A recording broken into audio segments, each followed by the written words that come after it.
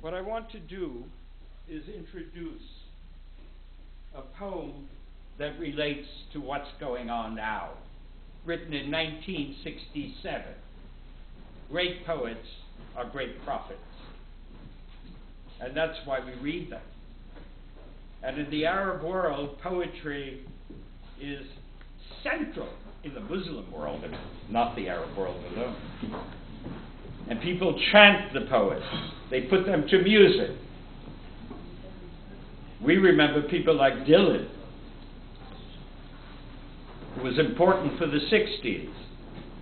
We'll just multiply that by thousands, and you get what it's all about. The good ones, who tell the truth, are either in exile or in prison or dead. The one I'm going to read from, Nizar Kabani, who died in 1998, was one of the greats. He began as a love poet, and when the disaster hit the Arab world in 1967, that's their words, he vowed he wouldn't write a line of love poetry anymore. He then became totally political. I'm going to read this with fervor as if it's him speaking. So forgive me for the hyperbole.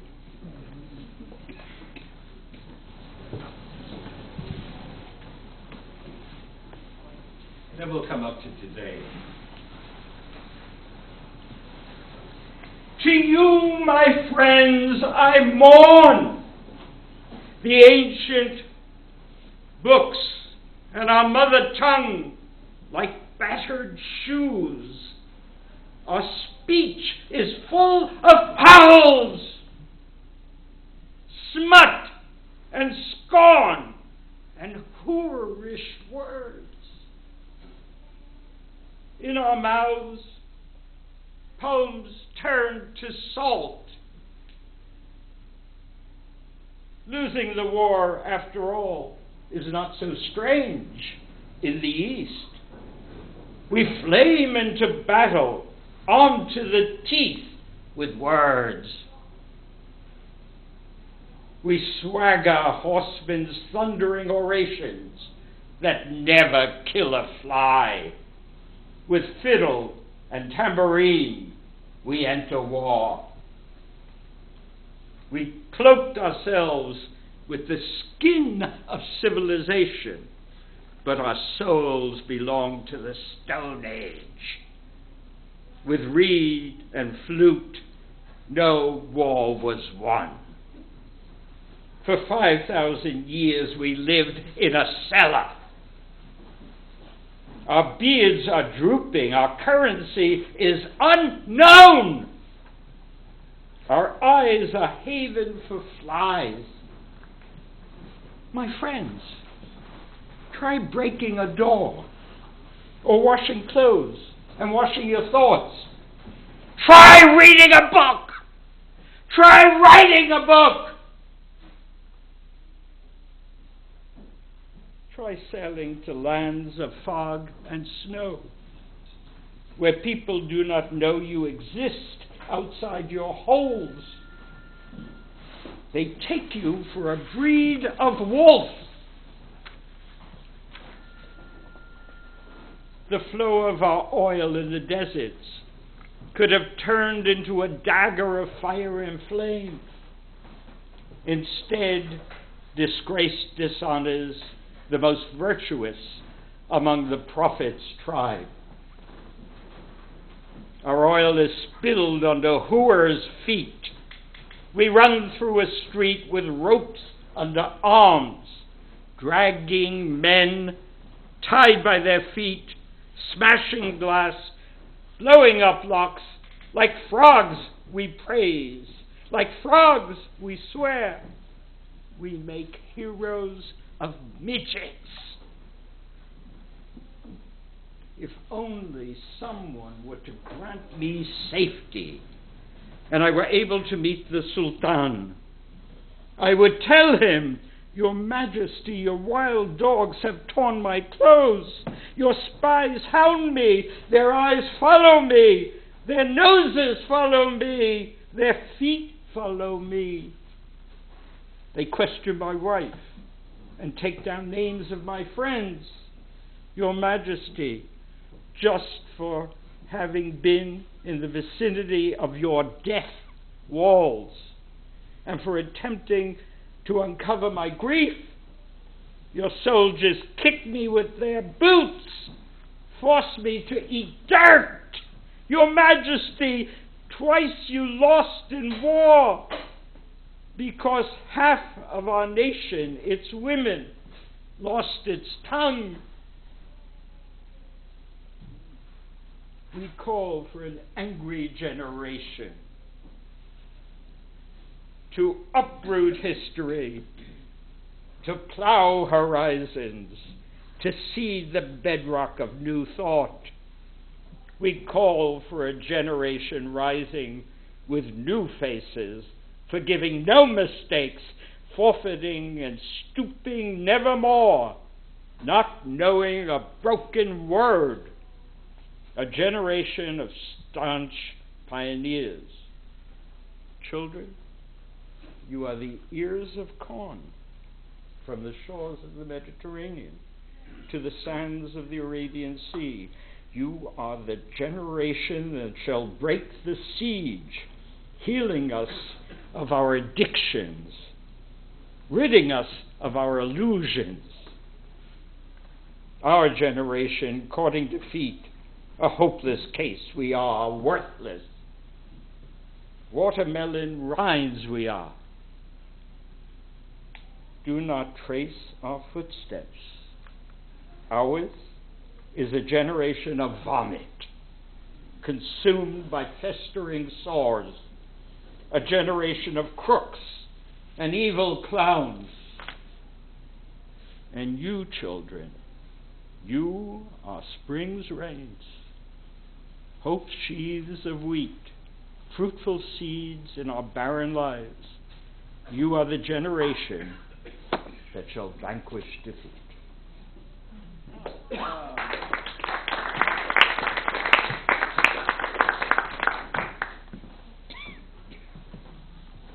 The revolution couldn't have happened before Facebook or Twitter or any of the social media sites that were used. The information age had to be introduced full blast before young people, peacefully without guns, were able to overthrow tyrants.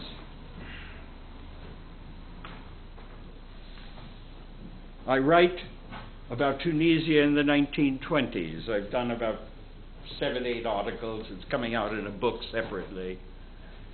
And the subtitle is going to be The History of Courage. Because, boy, were these early people courageous. And they're the people that the Tunisians are quoting, are looking at. The poet, the labor union leader, the feminists. They're the ones. And they were extraordinary people. So there is a history of courage. The problem is the dictator scared the hell out of most of the people. Never attacking unless he wanted to. The head of a family, always a brother, always a child, always somebody else connected with the patriarch, to embarrass the patriarch. And in that way, he enforced conformity. And I speak both of Ben Ali and Mubarak.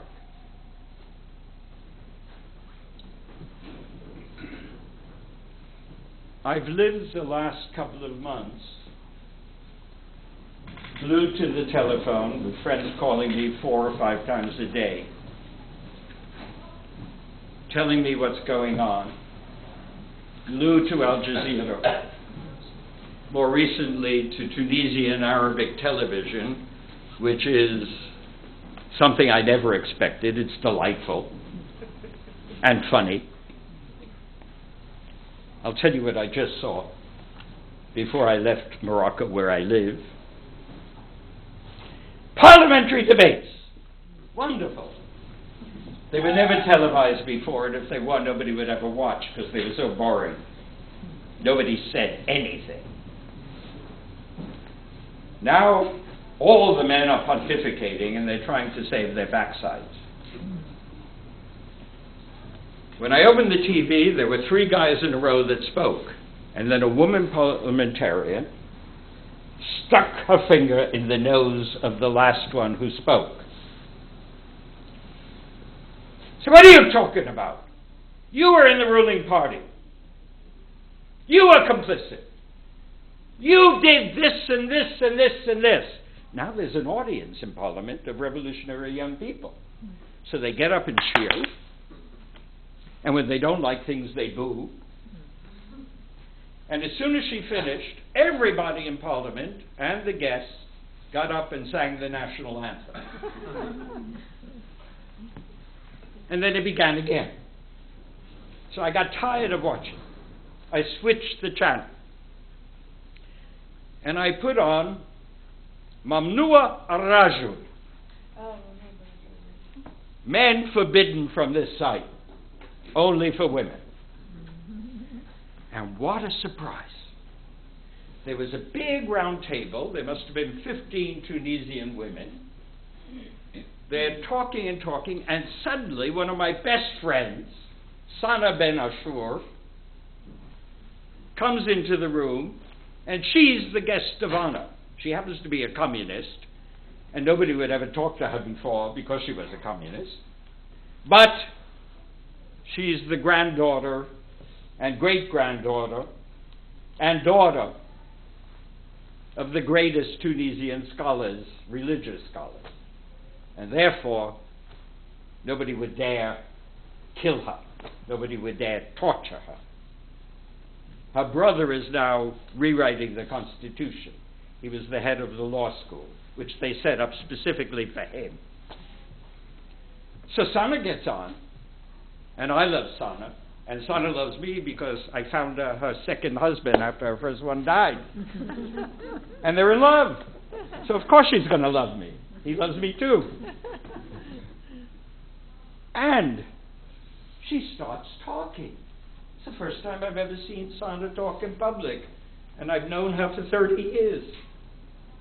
With a large audience. And then discussions and debates. It's a new world, folks. A new world. Let's switch to Egypt.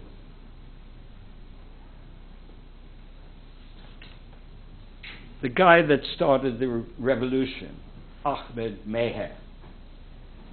You would see him on the street, you would walk right by. Nondescript. Believe me, folks, he's a genius.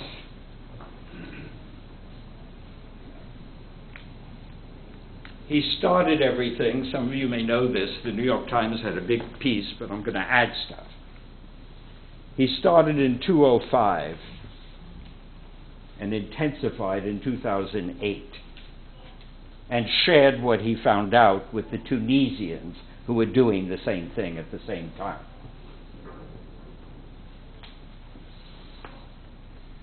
Maher is a computer genius, and he knows how the social network works. He put on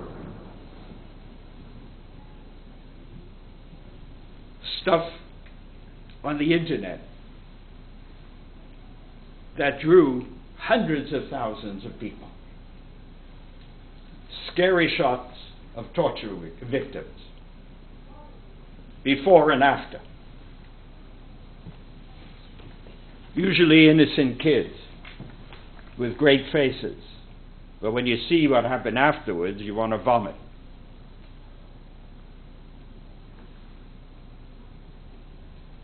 His pals went to Serbia in order to meet with the youth that worked with the labor union leaders in 2008 is when they went, but this happened in 2000, to overthrow Milosevic, the Serbian dictator.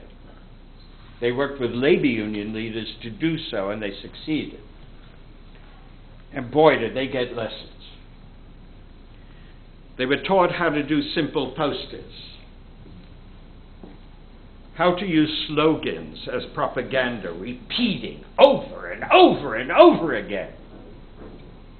They even told them to have lots of lemons and onions sliced up when the tear gas comes, because it's gonna come, they told them. These young people in their 20s at that time went back home, got online, and started organizing slowly. And they built up a base of followers. There was one woman, 50 years old, in a chador. She heard about them, and she liked the idea that they didn't want political power. She liked the idea that they were honest, refreshing. She joined them. Today, she goes out into trolley cars, and she speaks to whoever's sitting there. Don't sell your vote, as you used to do. If you do so, you're going to sell the blood of the martyrs. And she's like a Christian missionary on the New York subway. And everybody pipes up. They start talking. And then a civil servant says to her, "You hate me. I'm a civil servant." She says, No, you weren't a decision maker. You weren't responsible. Join us. Come on. It's wild stuff, folks. Maher now has set up all over Egypt. All over Egypt, in every town. Evenings where 200 to 300 people come 3 times a week. And everybody's allowed to talk. If it was ever the U.S. movement, heaven help us. I remember having headaches every time I left movement meetings, because everybody spoke for a half hour to 45 minutes and brought their guts out. The limit here is 2 minutes. So even the crazies could speak, because it's only 2 minutes. It's not so terrible. And at the end of the meeting, they've signed up 500 new members each day. And they want to form a pressure group on the army. They don't want a political party. And they want to make sure that their demands are being met. And it is escalating, folks. I'll tell you something else. Some of you may know, some of you may not know. The Muslim Brotherhood youth split from their elders. They left the Muslim Brotherhood because they were forbidden to go into Tahrir Square and demonstrate. And they told their elders, go futz off. We're not with you anymore. And they're incorporated into Maher's group.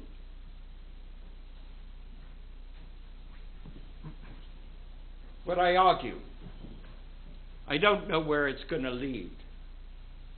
There are lots of scary things happening. And we're going to see much more. It's only the beginning. But for the first time in years, there's possibility and a reason to hope. I tried writing the epilogue to the 3rd edition of the book that I wrote with Marv Gettleman in the back, from which I read the poem. And I was stymied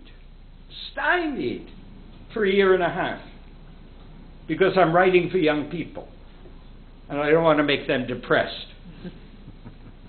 And when you're depressed, how could you write anything that's uplifting?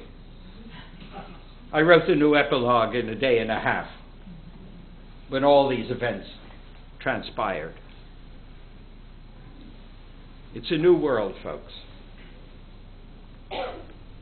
And the young people are absolutely amazing. Just amazing. What we're seeing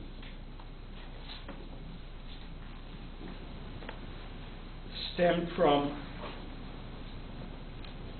this nice vegetable seller who set himself on fire. And then his brother went to YouTube and put it right on. And then immediately, the lawyers marched on the municipality where the guy who killed himself had asked for redress and his scale back, which he had borrowed from somebody in order to sell vegetables.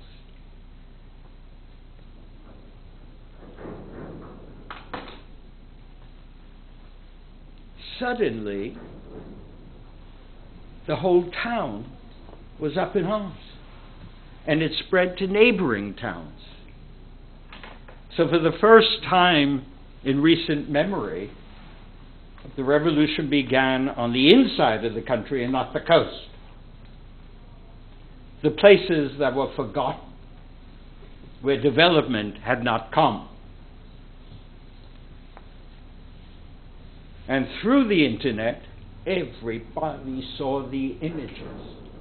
And what they realized was this guy who killed himself had made an effort to survive. He wasn't sitting in cafes playing cards or dominoes. He was trying to make a living to support his family the best way he could. And even that was too much for the people in charge.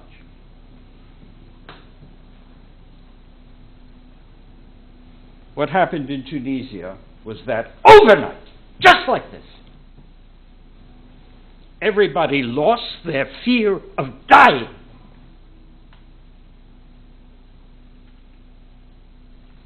That's the hardest thing in the world to bring about. But let me tell you, courage is a strange thing. You don't even know that you're courageous when you are courageous. It just comes out of yourself. And when it becomes a mass movement, better watch out. And suddenly, the population, which was cowed before, decided they had it up to here. And they started taking risks, significant risks, that nobody ever imagined they would do.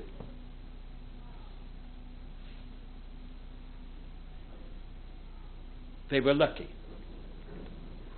The army had been left out of the coercive role by the dictator.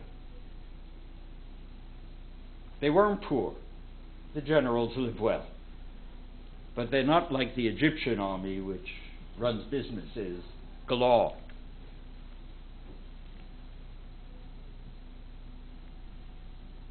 And they were the ones who got rid of Ben Ali, the Tunisian dictator. They told me, your time is up, man. Goodbye. He's now in a coma after having a stroke in Jeddah, in Saudi Arabia. His wife has left him. Let me say a bit about the wife and her family so you know what happened. You've read some about this, but let me give it in my way, my version. His wife was named Leila Trabulsi.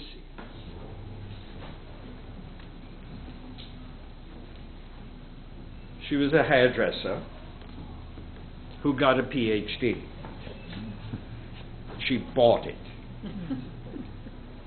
from a French university whose name I will not say. Shame on them. She paid for it. I worked like a dog for my doctorate. Like a dog. Anyone going to a good graduate school works like a dog. She was given it. Why? She had pretensions to become president.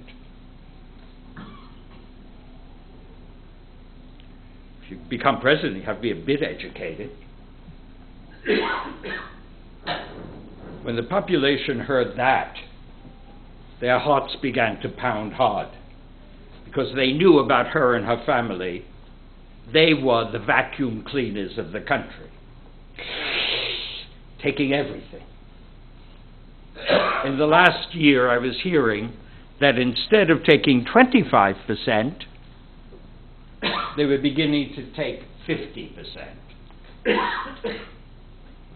of factories. They started snatching up land in the countryside, taking it away, leaving very little for other people.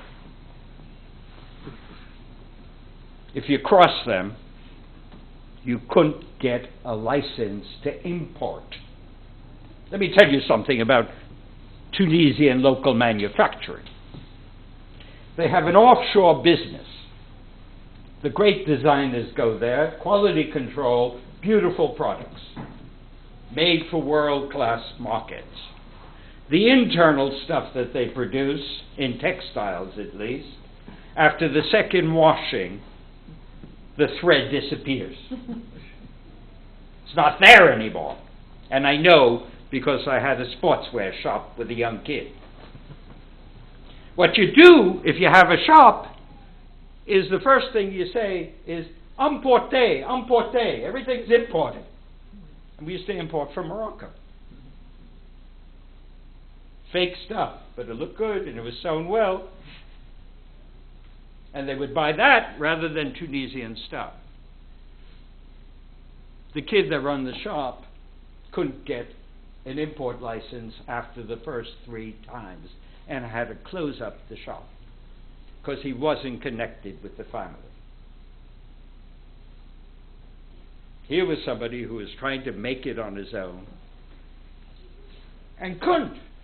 Shut up. Multiply that by thousands.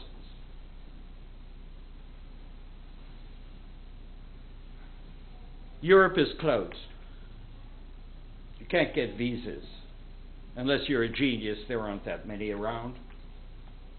Or unless your daddy or uncle has the right connections. Nepotism, folks. And the population felt as if they were in a prison. I gave a lecture a year ago in Tangier. I run around with Moroccan historians who are terrific. We speak to popular audiences, 300 to 500 people each shop. And I said, because the topic was globalization and the influence on the third world, I said, watch out, the internet is revolutionary. Stuff is going to happen that you don't even have an idea. Just wait. And then I went down the line, which I knew from theoretical stuff and from other examples. At the end of my talk, the leading historian of the country, a medievalist, who I adore, who's very bright, and she's written wonderful stuff, comes up to me,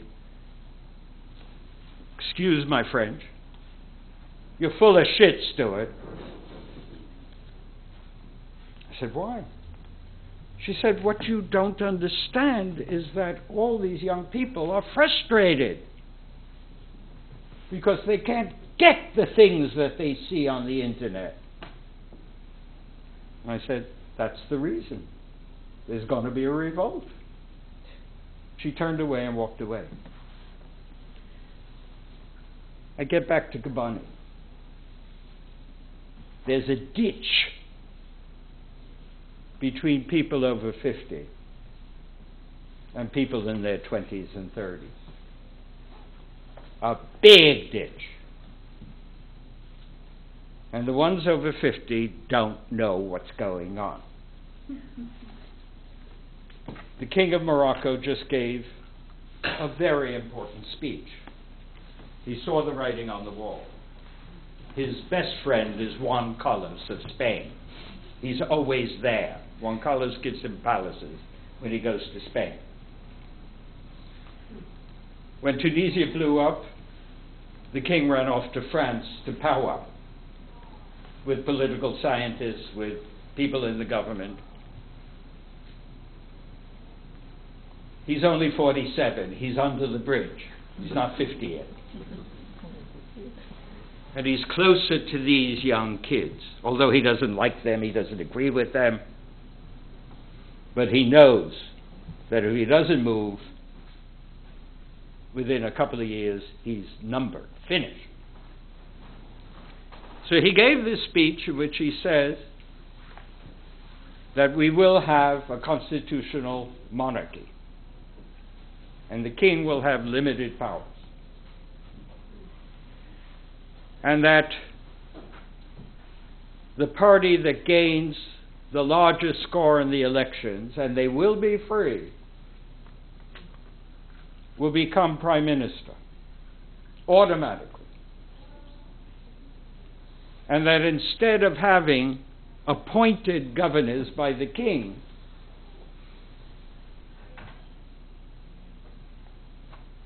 the people that get the largest votes in municipal and communal council elections, the head of their parties will replace the governors in the provinces. And he went on. The son of the man who founded the Socialist Party, among others, who was my good friend and fantastic. The son's name is Ali Bouabid, applauded what the king said, and then added, I'm not sure the older generation will be able to adjust to democracy.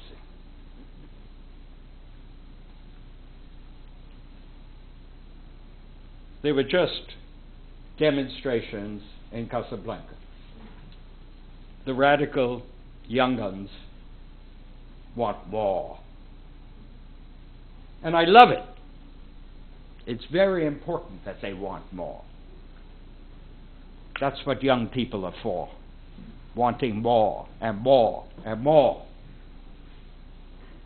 And they're going to continue to demonstrate. Some were beaten up. It's all right. That's how you get your stripes. Some have gone to jail. They'll become heroes and heroines. One of the leaders is a 19-year-old woman. Boy, is she sharp. Incredible. Stands for nothing. She speaks her mind. So do some of the others. There'll be transformation. And in the background, there are going to be continual demonstrations, as is the case in Egypt, as is the case in Tunisia. Let me conclude with the horrors of Libya. It's now on the back pages because of Japan, rightly so. I mean, what's happening in Japan is beyond description.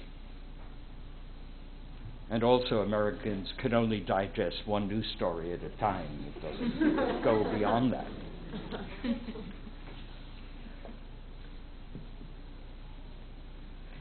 I just read the most sobering piece about Libya that I've come across, and I'm trying to read whatever's there as much as I can.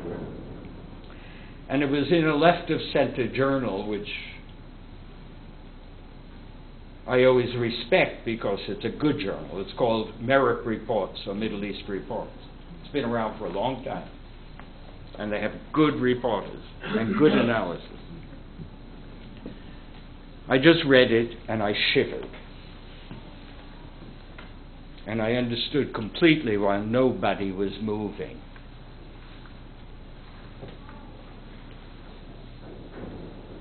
The Libyans are going to be creamed.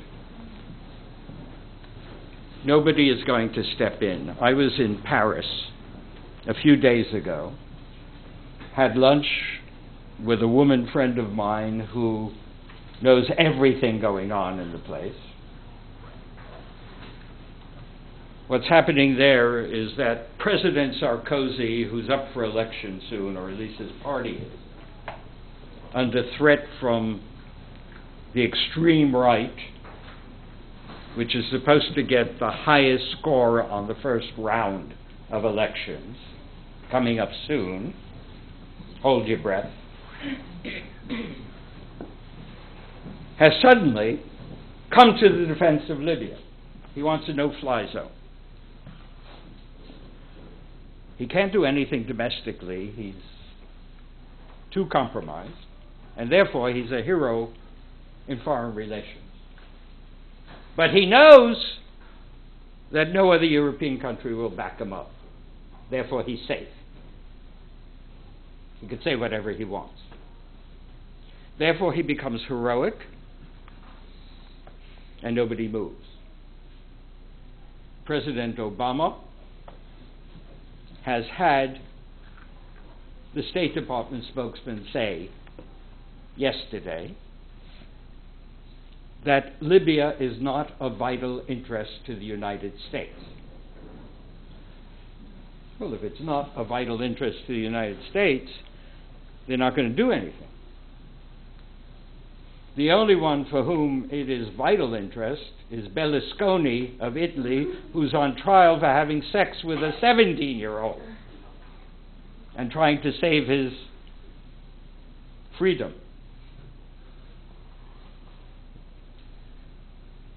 The Russians won't move.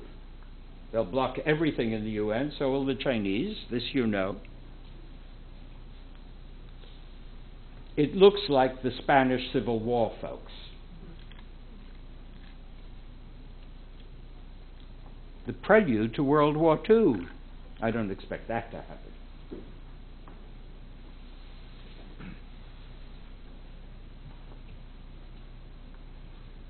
I've been at this for a long time.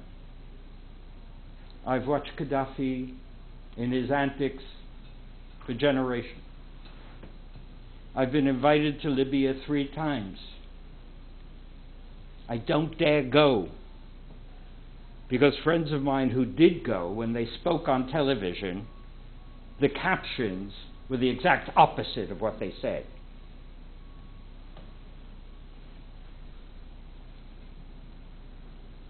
When a ruler calls his subjects, and I use that advisedly, rats,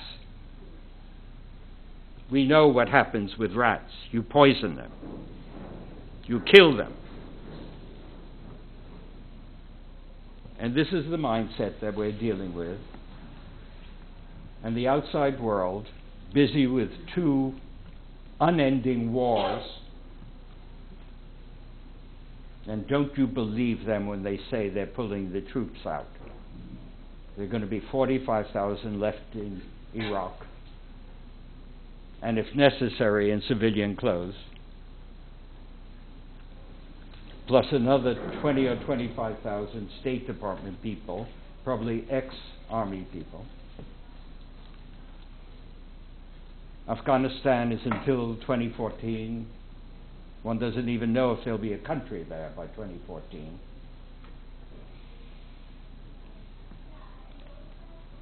So that the U.S. has no appetite for anything like Libya whatsoever. Which means blah, blah, blah, blah, and nothing more. There are 2 things they could do low cost. I told this to Cora today. One of them, for the first time the New York Times had this in passing today, is to jam all the airplanes with electronic means. They tell us they have it. Use it. The second thing, Gaddafi is still collecting the oil revenues despite all the freezes. Freeze the oil revenues. Don't let him get the money. Everything else is nonsensical. It's not going to make a dent in where he is and what he's going to do. I expect the worst in Libya. I expect Benghazi to fall. And I expect a bloodbath while the world watches.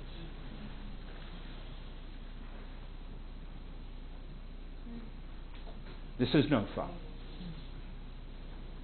Not every place is Tunisia or Egypt. They were lucky.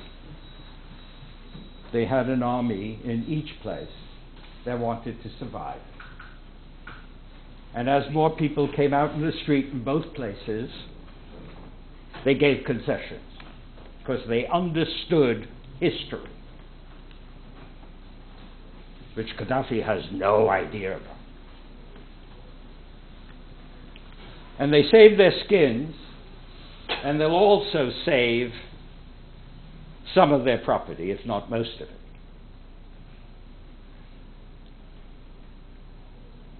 And at the same time, I expect a loosening up of the system. And I'm not afraid of the Islamicists in face of a population that put themselves through the ropes and overthrow two regimes. These people have become steeled, and they're smart. I could be wrong. I hope I'm not. But at least there are other forces around now, and real forces, that didn't exist before.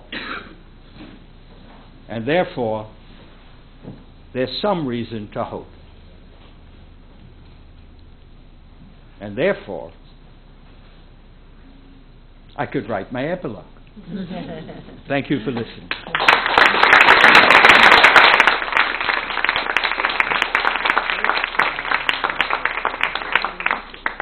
I'd be happy to take any questions about any aspect from the borders of China to Morocco. Please. Say something about Algeria? Yes. The Algerians staged a revolution, first one about a month ago, where 3,000 people came out, and there were 35,000 policemen surrounding them. That's an army. 3,000 in face of 35,000 policemen can't do anything. The Algerians went through 10 years of civil war. The figure now bantered about was that 200,000 died in that civil war. The memory is fresh. And I don't think most Algerians want to endure that again. They're very frightened. And that memory is very close. And believe me, folks, I worked on the Algerian Civil War with Algerians for 7 years, directly. And I'm great friends with the best historian of Algeria, who knows the documents of the history. The levels of violence in that civil war are indescribable. It was one of the worst. Only Pol Pot in Cambodia was probably worse. So that there will be 2, 3, 4, 5,000 people that come out. but I don't foresee a mass movement. The rulers of Algeria are the military. They have people in front who don't look military, but they are. And they will not give up power.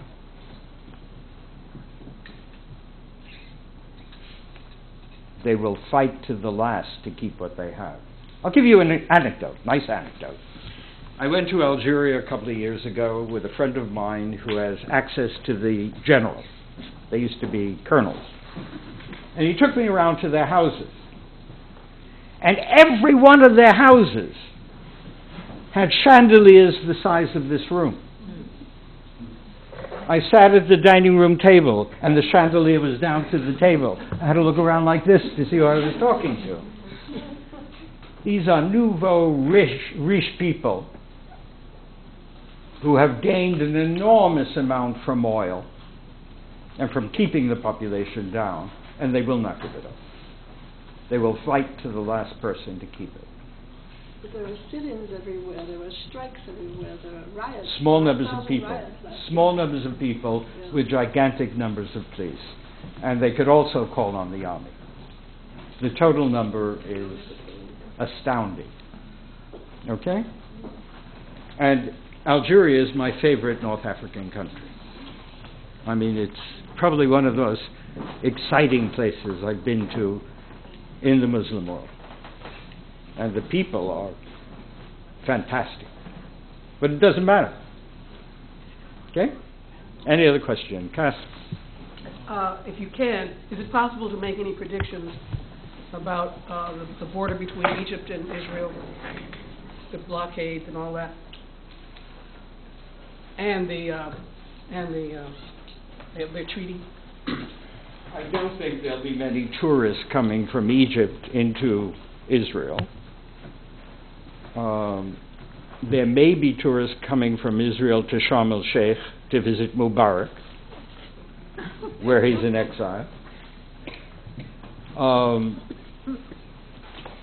I think it's going to be a cold peace. I don't think there'll be war as such. Everybody's tired of it, at least on the Arab side.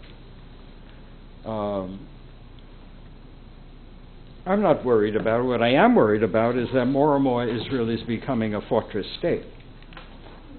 And that's scary.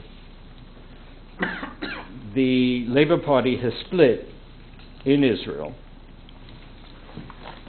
which means that the Knesset majority of the Netanyahu government is in danger. And as a result, Netanyahu is wooing a far-right party, National Unity, whose program has only one thing in it: more settlements in Palestinian territory. Not within the settlements that are already there, but new settlements completely. And that's a buzzword. The moment you mention settlements, no peace. And I don't see where else Netanyahu is going to be able to go to get his majority.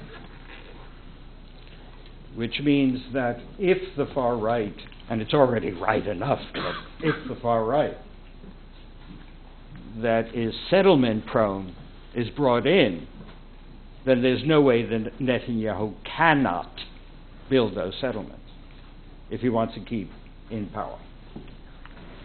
So there are going to be problems, and real problems. And there are problems within the Palestinians. The Jasmine Revolution is starting to reach Palestine against Hamas and against the Palestinian Authority, both. You'll be seeing things in the near future. Yes, please. You spoke about the generational gap, which I think is something which is universal. And I was wondering if you could maybe talk more about that. I know that you spent a lot of time. I never believed in generational analysis until now. Never. I refrained from using it. I remember when I was a graduate student in Princeton, I wrote a paper on fathers and sons in North Africa, in Morocco. It was all wrong. I showed it to the leader of the opposition party, Mehdi Ben Barka, who became my friend, who was later kidnapped and killed. And he loved it because I praised it. You know, the sons win over the fathers. It was all wrong. All wrong. What's happening is there's something stock going on now. I just had lunch with the leader of the Socialist Party in Morocco, and I told him what I knew, what was going on. And he said to me, "Oh, you're following it closely." I said, "You bet your bottom dollar I'm following it closely." And then I went on to praise some of these people, told about what the Egyptians were doing with Serbia and stuff like that, and his reaction was, they're being brainwashed.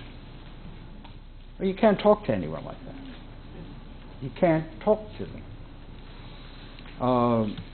And that's the Socialist Party. Forget about the conservative parties. All right? So the generation gap is enormous. And thank goodness that the young people are trained and smart and have learned how to organize. Yeah. You mentioned that you could comment on matters very far afield, including China. So it occurred to me... They had a Shanghai Jasmine Revolution. Well, right, so that's why I wanted to ask you, how far do you think this revolution might spread? And I have this personal fantasy that the Tunisian refugees would go to Italy and overthrow Berlusconi. It's not going to happen. He still has the Northern League. And they don't care who he sleeps with. All right? Because that means power.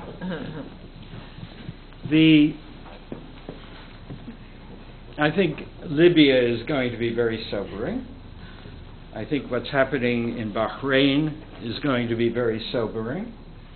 I think that we can't be romantic about lives, and that we have to see what's happening on the ground. That's going to set precedents that are very significant.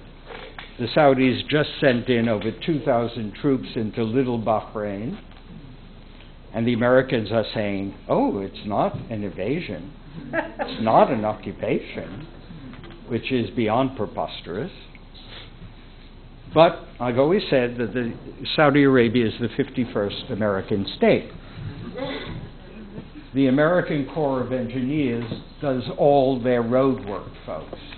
They build all their bridges. We can't even get this done in Iowa. They're doing it all there for them, and they've been doing it for 30 years, and none of you know it. Aramco is still working the oil fields.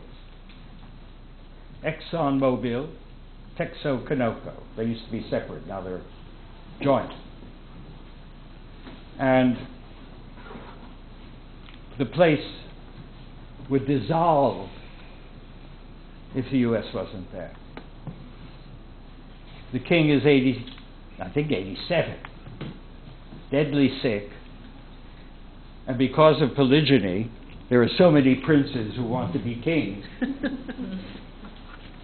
that there's going to be a massive struggle to gain control of that oil.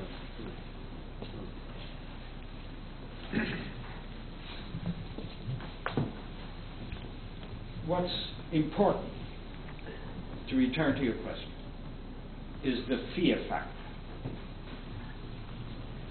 Once the fear factor is broken,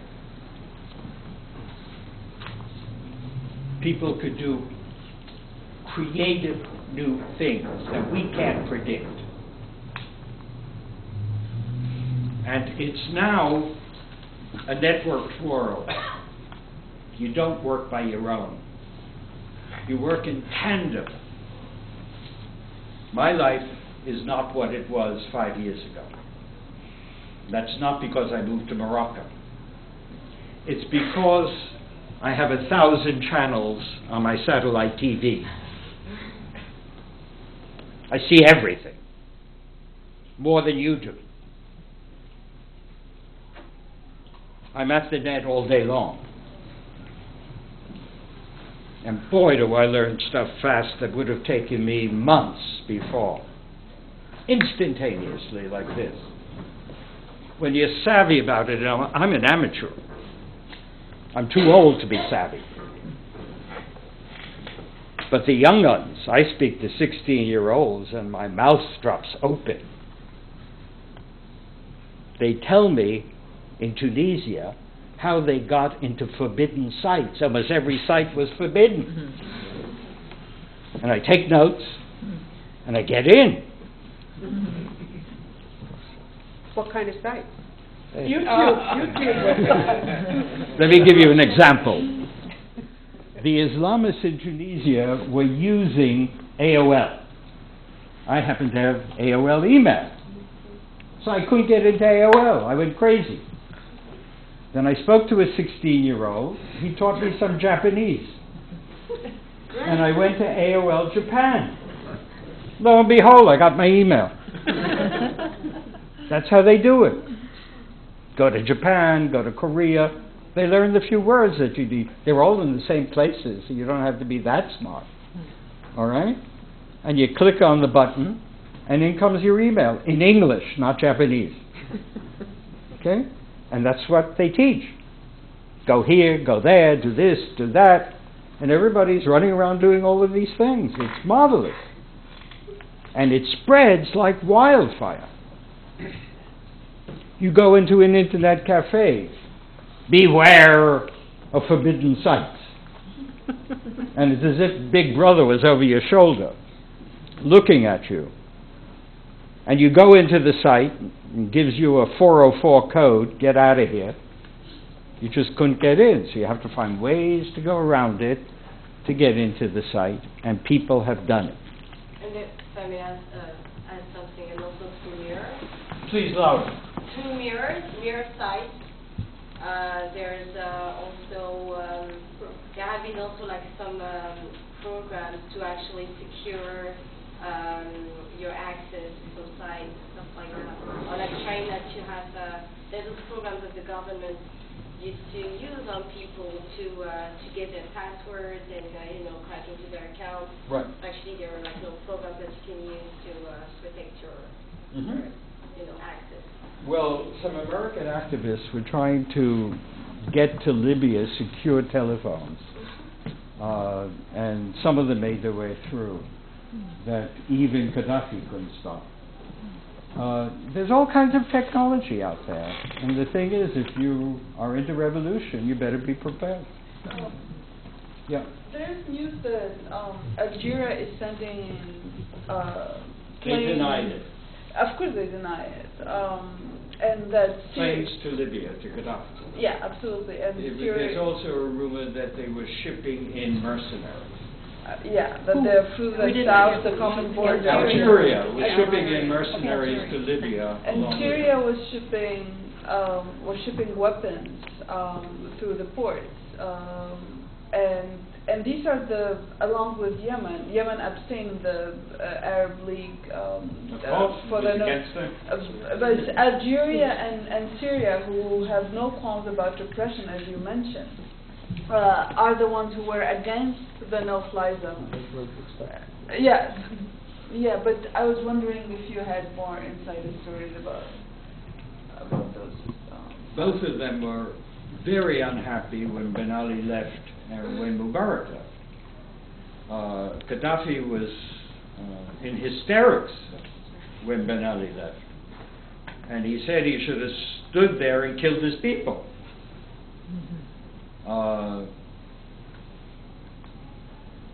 Look, if you want to know Syria, read a novel. The best novel I've read on the Middle East in the past couple of years. It's called The Dark Side of Love. Fantastic title. And it's by Rafik Shami, a Syrian who fortunately lives in Germany, otherwise he would be dead. You read that book and you understand why everybody rebelled. 780 pages. It's Dostoevskian. When I finished it, I wept because I wanted it to go on. It wasn't long enough. A novelist could do it. They give you the gestalt of what it's about. I could go on for hours. It's not the same thing as reading a great novelist who really gets you. You wrap yourself up in bed with the book, and boy, you become part of the scene. He wrote it in German because he couldn't write it in Syria, and they translated it into several languages now. It was published in 2009, and it's worth reading if you want to understand what really was the backdrop to all of this. Professor Schaar? Please. You haven't mentioned anything about the efforts by the United States through the National Endowment for Democracies and various other U.S. entities that have been both governmental and non-governmental foundations, think tanks, etc., that have been trying to make sure that this is a soft revolution, that it's going to preserve the elites in these countries that will compete with one another, perhaps in some kind of a, quote, liberal democracy, but one that is going to protect the market economy, etc. I get the question. Okay. It goes even further. I just read reports coming out of the European Union, which read like fantasy. They're talking about opening up immigration from the Arab world into Europe. That's like madness. I mean, with Marie Le Pen scaring the hell out of Sarkozy on the immigration issue, and this is going on in Germany, it's going on in Italy, it's going on everywhere. Here, one wing of the European Union is arguing this. When I read it, I lost some more hair of my bald head. Couldn't believe it. Something very funny went on in Moroccan elections, to answer your question. The Republican equivalent of the Democratic organization came into Morocco before the last elections and did polls. Well, you should know that polls in the Arab world under dictators are nonsense. They will look in your face and tell you what they think you want to know. And what they told them was that the moderate party, who hounds homosexuals, who hate women, moderate, okay, nice people, are going to gain 87 seats. So the party went around everywhere saying, we're victorious, we're taking over the government. They got 47. And are not in the government. The polls don't work. So a lot of the stuff that's being fostered, the people know. My best friend in Morocco is Fatima Mernissi, who's hot stuff. She takes me with her into slums. And we find out that the book that everybody's reading, that sold 2 million copies, when an Arab bestseller is 2,000, is by a Saudi imam, How to Overcome Depression. And she's doing a study of the people who have read it to find out how they've overcome depression. Okay? The Americans and the Europeans will do what they want. What's going on now is that the people finally have an agenda. And they know what they want. It's what everybody wants who's normal. And leading the list is dignity beyond anything. To be a human being. To be a human being. in the sense of the word that Native Americans use it. Wholesome and full. And not pawns in a system, and not scared beyond belief because somebody's going to attack a member of your family for something that you say. That's number one on the list. Number two, they want honesty in government. Number three, they want to end corruption, and it's possible. When I first went to Tunisia in 1960, if you tried to bribe a cop, he arrested you. That ended within 2 years. But it happened, and the guy who's now Prime Minister was the head of the police then. He's 83 years old. I hope he lives to the next election. Yeah, Peter. As the world's leading expert on Morocco, could you say No, I'm not. Could you say I'm one of the 20th. Okay. Could you say something about Polisario? Sure.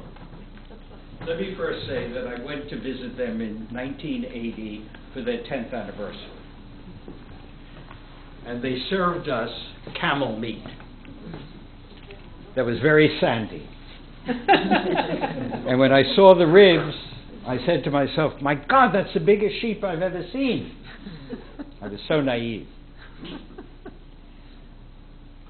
The Polisario exists because Algeria wants it to exist, unfortunately. If the Algerians pulled out, they would be in very bad shape. They would still exist, but they wouldn't have the power to disturb as they have now. The Algerians can't stand the Moroccans. Moroccans can't stand the Algerians. And the Moroccans outwitted the Algerians by staging, this was the father of the present king, a green march in the 1970s, a peaceful march in which 250,000 Moroccans marched on the Spanish Sahara. It had belonged to Spain before, with phosphates in it, and probably lots of oil, but nobody knows, and took it over. Everybody was astounded, and the king, for the first time in his life, established his legitimacy. So the monarchy bases its legitimacy on the Sahara. Secondly, the Moroccan army has been given the Sahara as its fief. The military budget this year is going up 25%, because the Algerians, with lots of oil revenue, have increased their budget about 50%. And guess who's selling both sides? We are. U.S.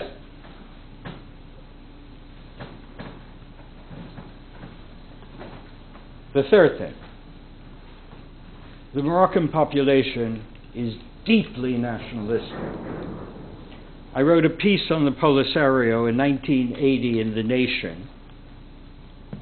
Only one of my Moroccan friends out of about 100 was willing to speak to me afterwards.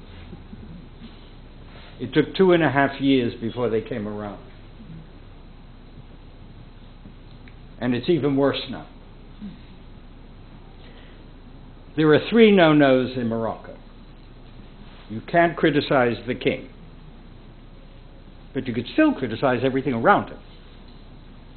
You can't criticize the army, and you can't criticize the Sahara. So that with Algeria and Morocco at loggerheads,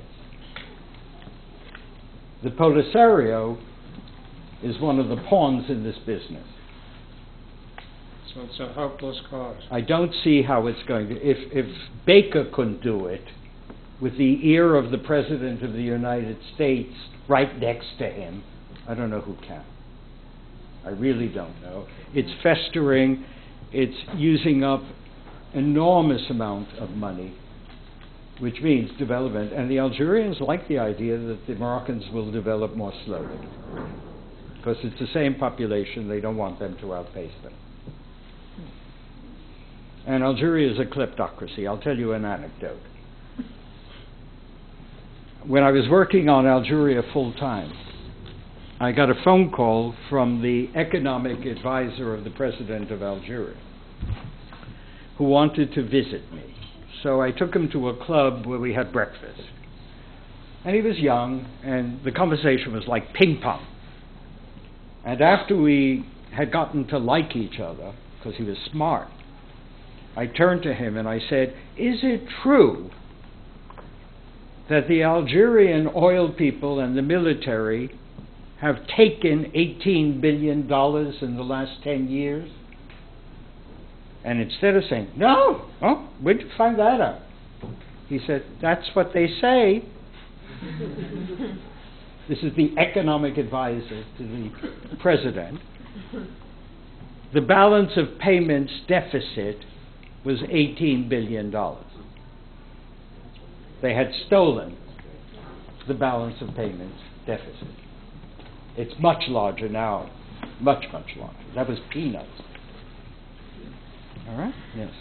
Yeah, I just wanted also some more information about the state of things now in Morocco. For example, are people organizing in these, young people or whoever, in these sort of collective grassroots ways? There are some very interesting young people who are organizing. They tend to be more radical than the population.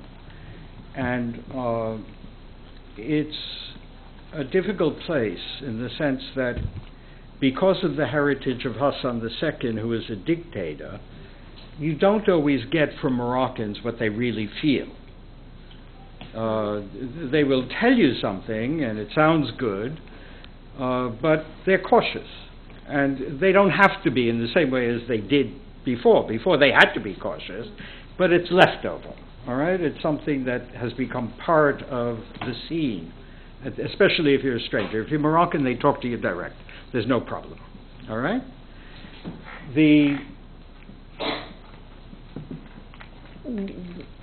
There's a disconnect, generational, which I spoke about.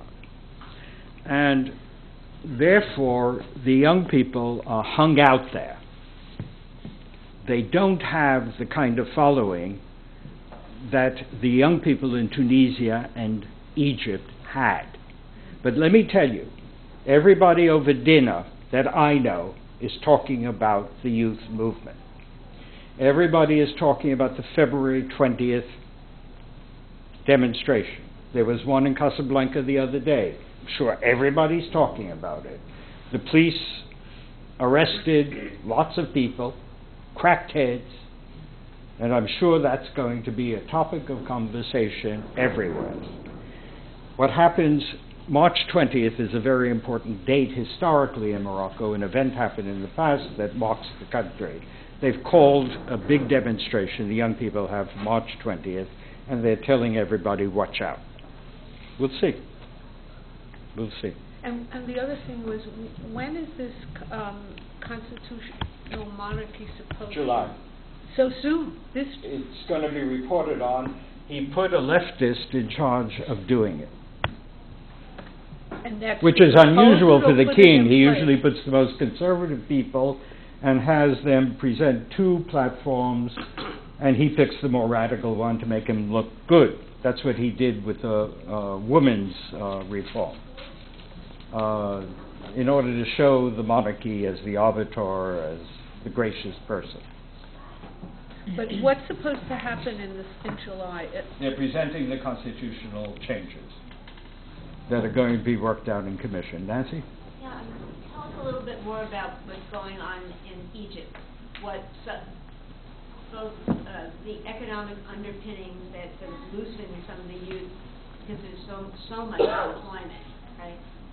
But what are the political forces now on the ground in Egypt, and how do you I think it's going to shake recommend, out? I'll tell you this, the question is fine, but I recommend that you look at anything done by Paul Amar, who's a young guy in Santa Barbara, professor there, genius.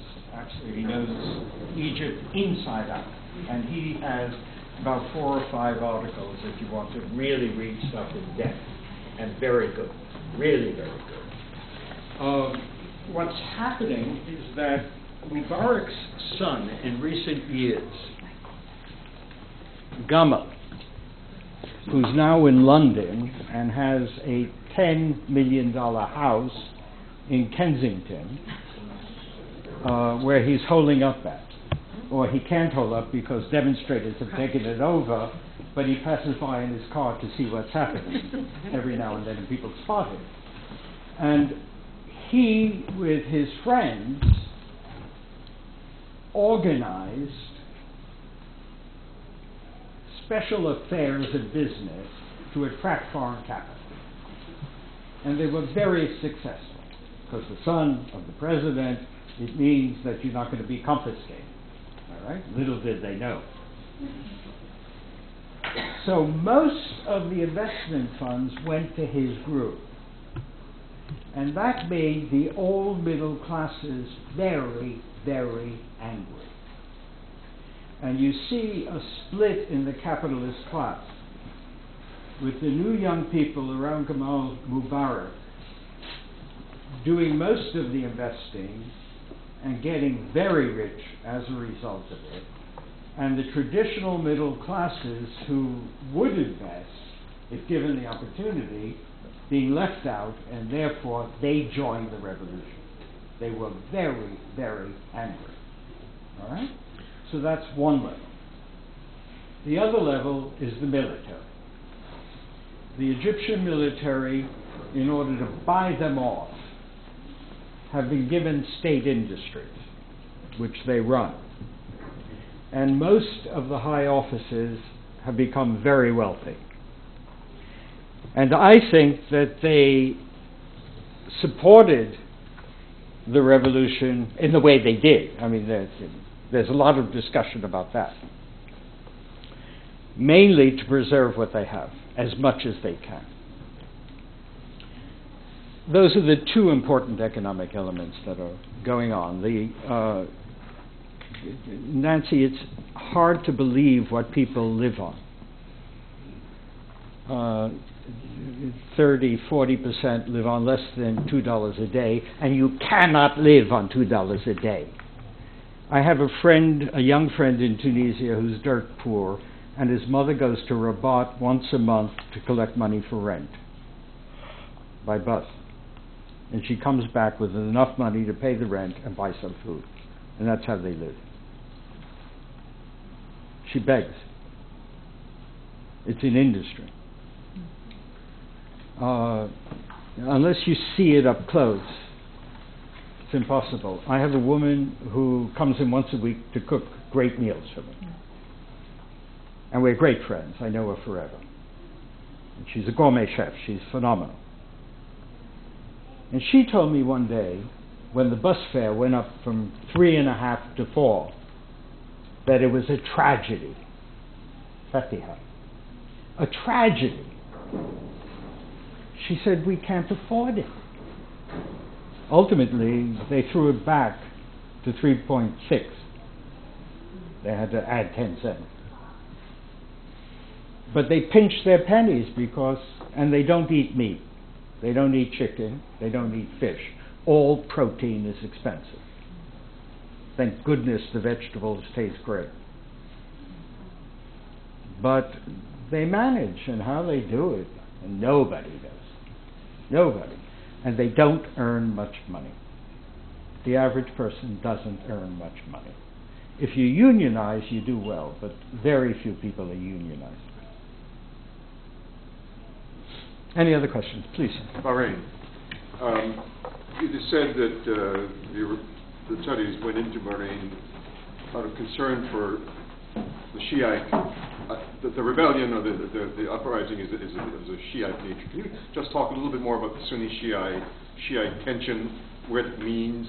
The country is run by 30% Sunnis. The majority of the population, 70%, are Shiites. And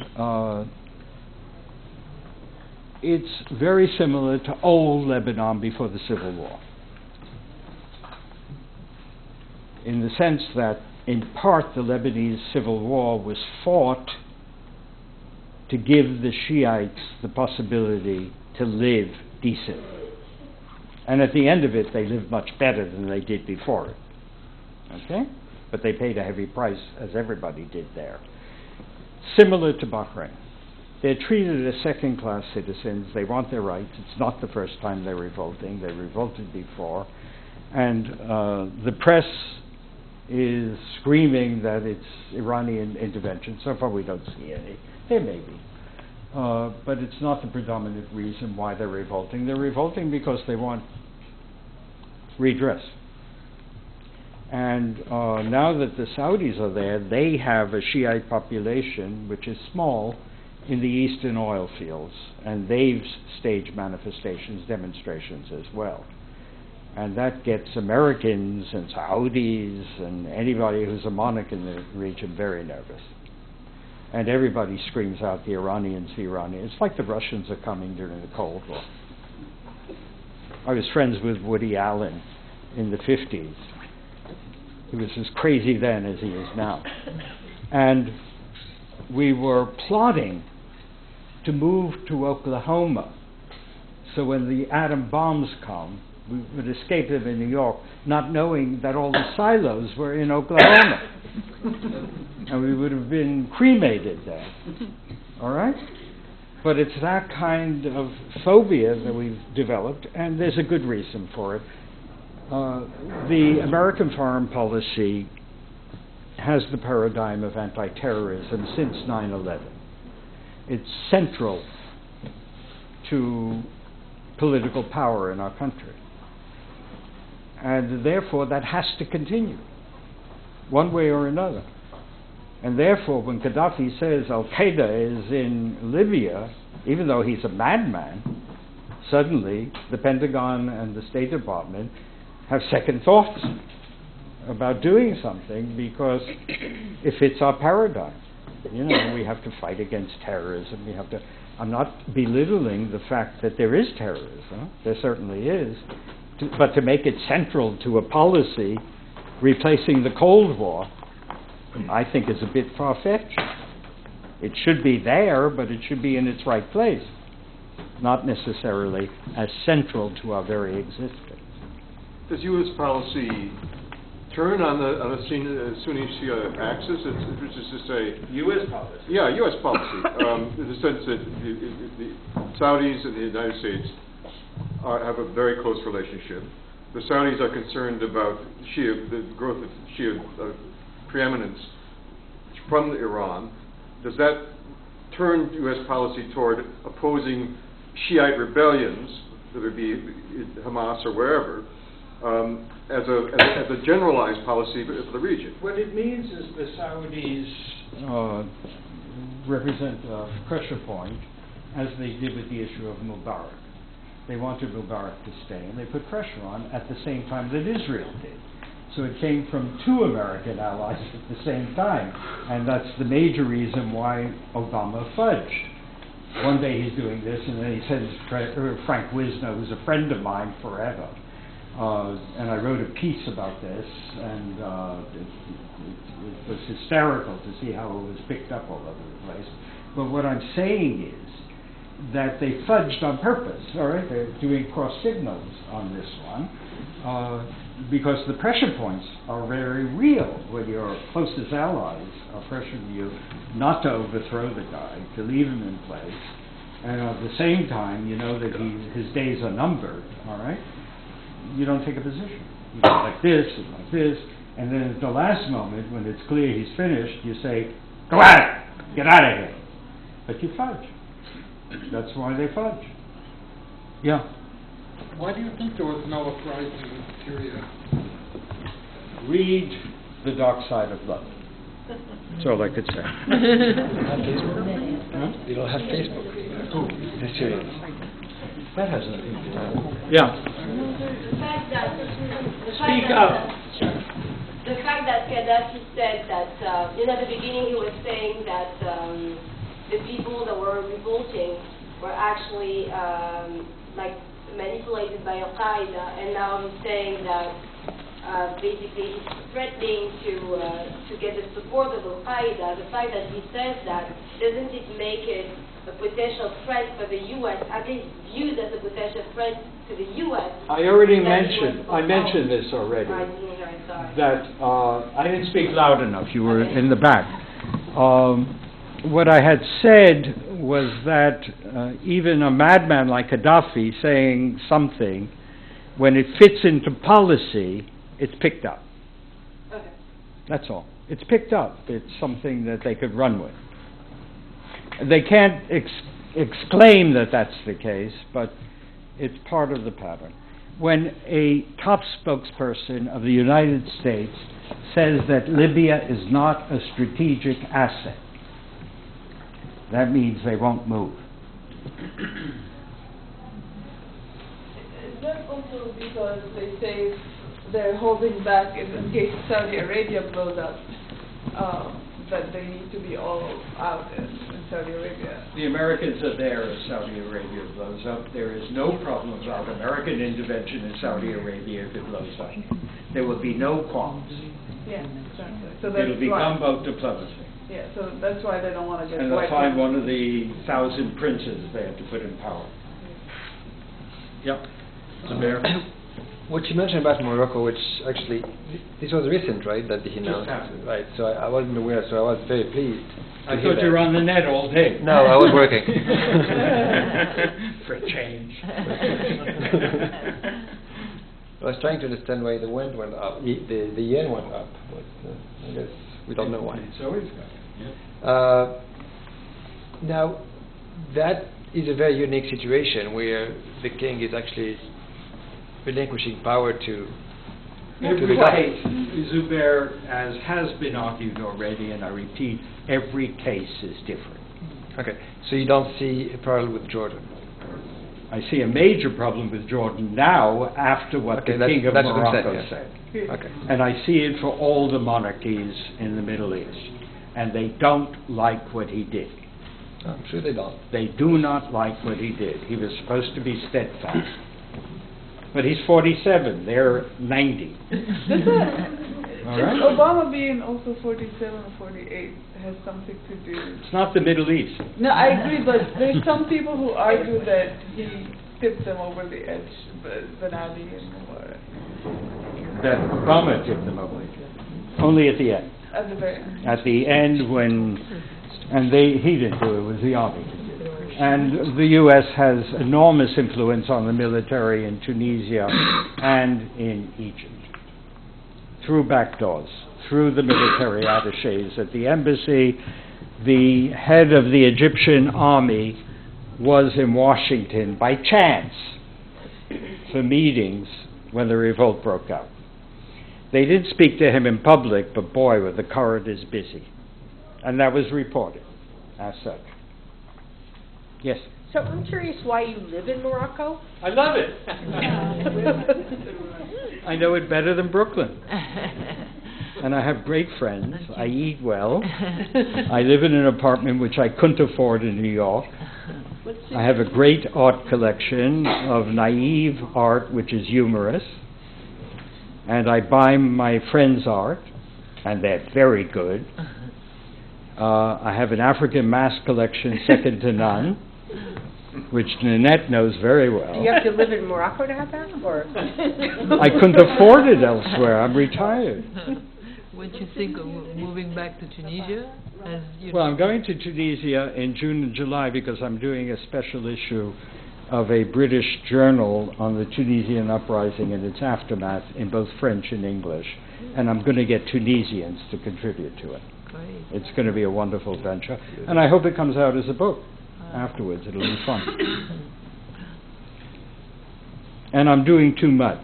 It's easier to do too much in Rabat than it is in New York. You get exhausted doing too much in New York, as everybody in the room knows, because everybody in New York does too much, just to survive. I mean, it takes hours to go to the bank. And I also have been going to Morocco since 1960 and spending many, many years there. Did you inhale? I'm not talking. That's not the reason I went. Yes. Dan. Gaddafi, he wins. 2 years. He gets sick. The Swedish nurses can't save him. Scenario A. Do you see regime continuity? Do you see the people deprived of, this figurehead that they hate going along with that? Is he a cult of personality without a real apparatus behind him? He'll probably die of gout first. Right. Okay, or some sexual disease. Right. It's unpredictable, Dan. First of all, we don't even know what's going to happen in the next week or two, how the bloodbath will ensue, and who's going to be remaining afterwards. Let me share one thing with you. There's so much money in the place. 2% of the land is cultivated. They have to import 85% of their needs. It's all subsidized by oil revenues. Most of Gaddafi's money has been spent on foreign extravaganzas. He staged 10 plots in Africa against people he didn't like, including putting in power Charles Taylor, who's now up on trial. The Arab states are scared out of the minds of this guy, because if he wins, they're next. All right? He'll sow things. One thing about the Arab world is that if there's internal strife, you could bet your bottom dollar outsiders are going to come in. All right? In the past, it was the Ba'ath Party from Syria and Iraq. Now it's whoever the players are. So it's all very dangerous. It's not easy. So everybody's afraid of this guy. And he's going to take his revenge on people who turned against him. Well, and that could mean, I'm not even talking about internal people, Zubair. The Tunisians are being... Yeah, the Tunisians, of course. But the Tunisians have been wonderful. Let me tell you something I just found out. One of my best friends is Chris Yano, who's a war surgeon. And Chris works for the International Committee of the Red Cross. He used to be the head of war surgery, and they just sent him to the Tunisian-Libya border. He sent me an email from there in reply to a request I made, and he said, in the 30 years that I've been doing this work, and his major job besides cutting off limbs and saving people and doing things of that nature is assessment. What could the international community do to help the people in war zones? And he wrote to me, I am so impressed. I have never seen this level of organization on the part of the Tunisians, volunteers, who have made this work and have made the refugee system, and it was harrowing, handable, that they were able to do it. And I have friends who were poor, who gave the equivalent of $50 to the refugee situation, and that's a lot of money. Everybody gave money. Every Tunisian gave money. Now that's the kind of solidarity that gives me hope, and is very important. And they're not their own people. These are foreigners. People who are coming there who they don't even know. And they sent down volunteers, they organized it, they set up the tents, they brought food in, they took people into their homes in the desert areas. It was an absolutely remarkable event, and I have the attestation of the specialist who really knows. If it came from me, it doesn't mean anything. But coming from him, I believe it. It's very significant. And those are the signs. Downtown Tunis is now equivalent to old Athens. Not Athens, Georgia, I'm talking about Greece. It's an agora. The women's groups are there and people are coming over talking to them. There are other people espousing Islam. There are other people espousing liberty, democracy, freedom, God knows what. And everybody's joining the groups. And this is going on. Now, there are lots of problems, and they're starting to get settled. A friend of mine has a farm. He calls me up, and he says to me, peasants came and robbed the farm machinery. So we hired 15 peasants. We gave them sticks to protect us. The next thing he knew, 85 armed thugs surrounded the farm, that's an army, and stole $25,000 worth of sheep. And he couldn't do anything. He went to the police, and the police shrugged because they don't have the means anymore to take care of this. So major problems, especially in isolated areas now, where some coercive forces are needed to protect the population. And if that continues, it's dangerous, because then people turn to men on horseback. And that's no fun. That means a repetition of the old stuff again. But neighborhood communities have come together in the cities, and they've done a remarkable job of preserving the peace, setting up roadblocks on their streets, making sure that strangers don't come in, and they know everybody. There's an old story that if you carry a shopping bag, the woman sitting in front of her house knows what's inside. Okay? They know everything. And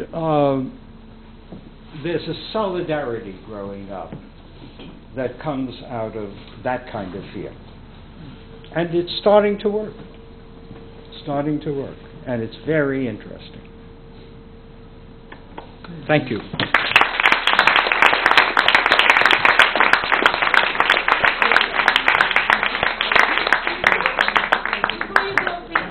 I have something to communicate to you. Just to take on what you were saying, that was probably really cool.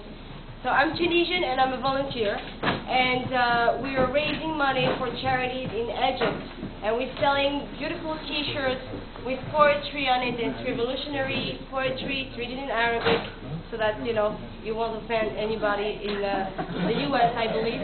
Actually, it's really beautiful, and they're $15 a T-shirt or $25 for 2 T-shirts, and we would really appreciate if you could support the effort. Thank you.